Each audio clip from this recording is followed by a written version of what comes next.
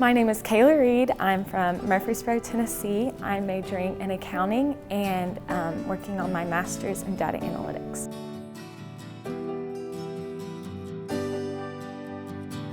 I did not choose to come to Harding until about April of my senior year. I was torn between Harding and a really big state school, and I remember touring Harding, and everywhere we went, people seemed to know each other. And then when I went to the state school, I realized I was just going to be one of 40,000. And so the community aspect really was attractive to me. The amount of opportunities that COBA and Harding in general have presented me with have been just more than I would have hoped for, and just I'm continually impressed by the individual attention I get. Some of my favorite opportunities have been outside of the classroom on trips and through business competitions.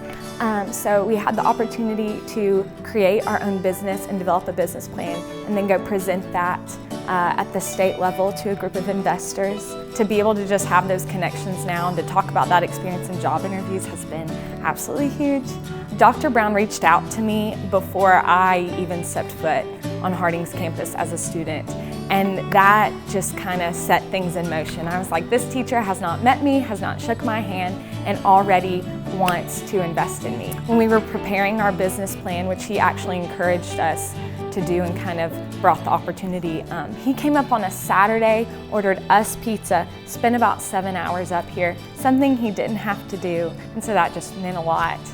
And he's not the only teacher that does it, but he consistently will do that for any student.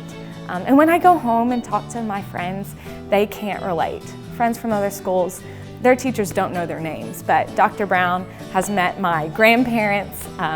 He knows what I want to do after college. He knows what my parents do for a living. And I just cannot convey how appreciative I am of him.